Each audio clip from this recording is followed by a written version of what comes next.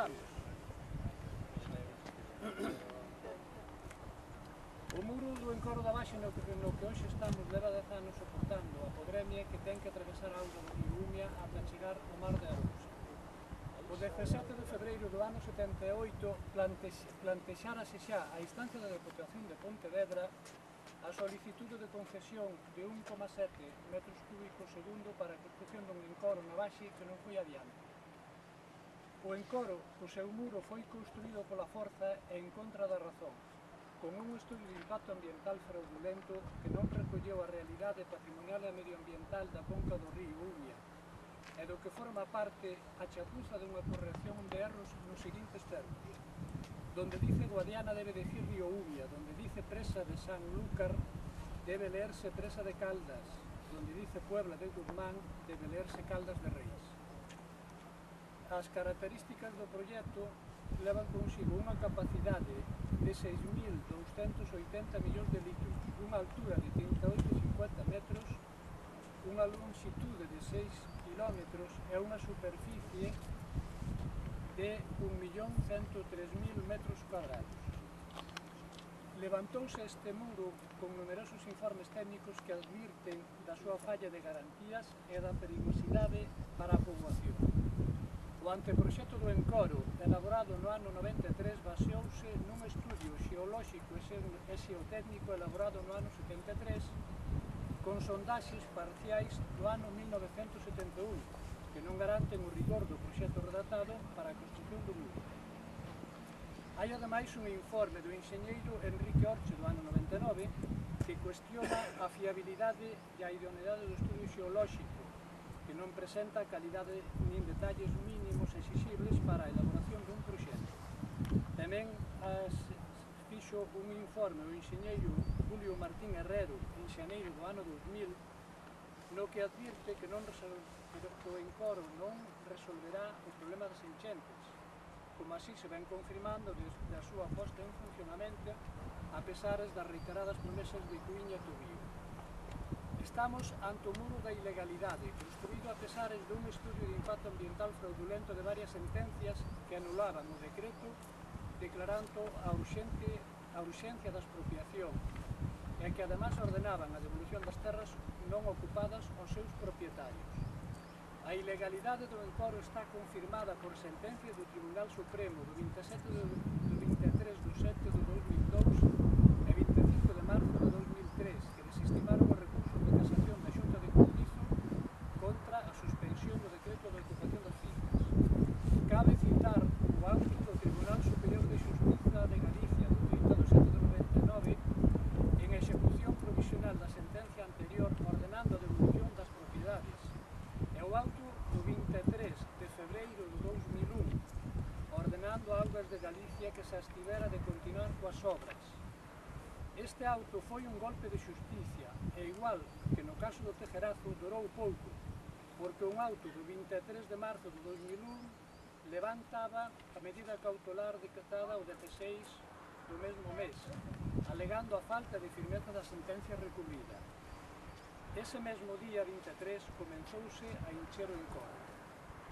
A continuación, a contaminación que está provocando o encoro supón un incumplimento da Directiva da Auga que dá prioridade á defensa da calidade das masas de auga e a recuperación dos ecosistemas fluviais. Estáse incumplindo a si mesmo o disposto no Decreto 140/2003 sobre criterios de calidade da auga para abastecimento e o nivel de contaminación que provoca o encoro leva consigo incumplimentos nos concellos da obriga de suministrar auga aos veciños con garantías sanitarias ou sobrecusto na súa potabilización. Este tamén é o muro do engano, construído de xeito fraudulento cando se decía que era para abastecimento de auga á poboación e resultou ser para un negocio hidroeléctrico privado e en prexuicio da calidade da auga e da saúde dunha poboación de máis de 100.000 habitantes. Transcurridos 10 anos desde a posta en funcionamento do encoro, ningún pobo da conca do Umia se abastece de auga del, polo que non ten legitimidade ninguna para seguir existindo. Dos concellos da conca do Umia como Caldas, Cuntis, Moraña, Portas, Ribadumia, Meaño, Vilagarcía, Cambados, O Grove, A Illa, San seguen soportando periódicamente as consecuencias das riadas que non dou resolto en Coro e ademais a maioría deles son vítimas dunha nova ameaza, a da contaminación da auga coa cianobacteria microcistis, coas consecuencias negativas para a saúde do río e das persoas. O muro de Encoro da Baxe é o muro da traición, inaugurado con premeditación e alivosía o día 24 de marzo do 2001, coa participación non só dos promotores, senón tamén dos traidores que se escondían detrás das pancartas das manifestacións. O muro que deu sombra a algún alcalde que a finais do 2000 e principios do 2001, dende o Concello, daba trámite a licencia para a liña eléctrica e consentía a execución das obras complementarias das canalizacións desde a central de Segade á subestación de Tibo, a pesar da existencia das sentencias do Tribunal Superior de Xusticia do 7 de 4 de 99, anulando o decreto de urxente expropiación e, polo tanto, a viabilidade do Encoro.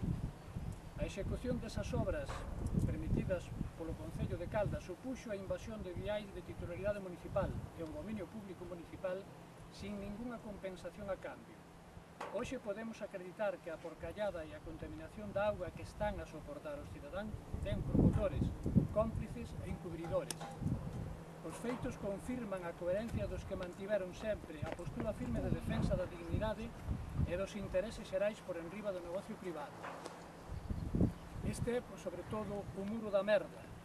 O muro de Encoro estanca a auga podre tinguida de verde cheirento da microcistina cando sube a temperatura e amorea materia orgánica flotante que se pode observar na zona de Ouriuncho durante o inverno. O muro de contención contén un encoro putrefacto polo que ten que pasar a auga do río, a auga que río abaixo beben os veciños dos povos da conca do Lugo. O muro co seu vaso contaminado pola microcistina e pola putrefacción está provocando un despilfarro inútil de fondos públicos para facer un lavado de cara imposible e que se concretou en algunhas das seguintes actuacións consistentes en estudios, construción de pistas, desbroces, demolición de edificios, retiradas de pés de árboles, que todo isto supera desde o ano 2008 ao 2011 a cantidade de 1 millón de euros. Estamos tamén ante un muro da dignidade. O muro tamén foi testemunha dunha loita histórica, dende que en outubro de 1995 se ten coñecemento da existencia do anteproxecto de Encoro e comeza a oposición á aprobación e á tramitación do proxecto. O 1 de decembro de 95 apróbase en pleno as alegacións ao proxecto coa abstención do Partido Popular. O 15 de febreiro de 96, unha folga xeral e manifestacións duns 5.000 asistentes en Compostela. No pleno do Parlamento de Galicia do 26 de marzo de 96 debátense unha proposición non de lei do BNG solicitando a paralización do proxecto que é rexeitada polo Partido Popular. No ano 97 plantéxanse polos tres concellos afectados recursos contenciosos contra o decreto de declaración da urgencia de ocupación dos terrenos.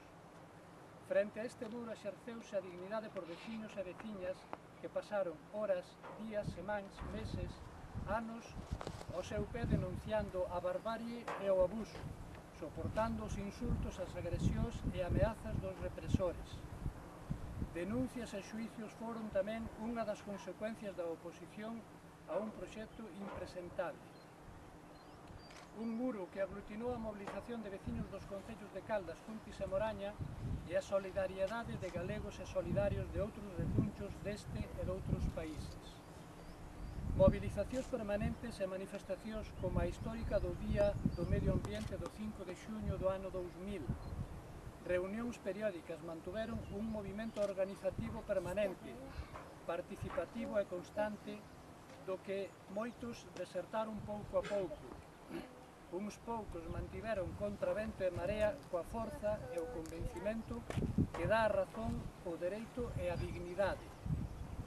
Do bando dos que non plegaron están os que, a pesares de todo, asumiron a responsabilidade histórica de defender o patrimonio dun río vivo para as xeracións vindeiras. É tamén este muro do Encoro o muro das lamentacións. Estamos tamén ante as lamentacións daqueles que creeron nas promesas dos embaucadores, que venderon o Encoro como antídoto contra as riadas e seguen a soportalas como antes da súa construción. Aqueles que creeron que coa morte dos carballos, ameneiros, salgueiros, fervenzas, prados, peixes e paraxes singulares se podería levantar un entorno idílico para practicar o turismo que incluía a navegación a vela e agora ven como a merda das descantadoras reverte polas beiras do Encoro. Daqueles que despreciaron e ofenderon a dignidade dos que mantiveron a coherencia e que agora mendigan inutilmente financiación para salvar as súas poltronas e para facer frente aos gastos que provoca tanta desfeita. O Encoro da Vaxe, no río Umia, é un monumento á prepotencia, un canto á corrupción e á ilegalidade, un exemplo de caciquismo servil, unha mostra de sumisión aos detentadores do poder público e aos dilapidadores dos cartos de todos. O Encoro é morte, é miseria, é un atentado á dignidade e ao sentido común. O Encoro é unha mezcla explosiva de barbarie e ignorancia, beneficio privado por enriba de todo e por enriba de todo miseria. Os terreos anegados expropiáronse aos veciños pola forza, pagáronse tarde, mal e arrastro. Nembargantes estánse derrochando cantidades inxentes de fondos públicos tentando disimular a podremia producida polo mesmo. Fúndense cantidades de diñeiro público en paseos pola beira do Encoro e pistas que se enchen de terra, mentras os propietarios das poucas fincas cultivables que quedaron no entorno do Encoro carecen de accesos a elas. A Xunta de Galicia, frente ás demandas da población, persiste no empeño fascistoide de impoñer a defensa do negocio privado por enriba do interés xeral. A imposición do Encoro é a mostra da indefensión da cidadanía frente a institucións e poderes públicos espurios que non serven o interés xeral. O Encoro é a expresión da maior privatización da auga porque é o secuestro permanente do río, de todo o caudal do río para a súa contaminación. Demandamos, pois, a única solución lóxica, barata e de futuro. A liberdade dun río, a liberación do río Umia, porque nelo vainos a saúde e máis o futuro. Demandamos o uso público do río, pero dun río vivo, frente á súa contaminación e especulación. É responsabilidade de todos loitar para conseguilo. É preciso aprender da historia e lexítimo rebelarse contra tanto atropello. Queremos o río Umia, Encoro, demolición.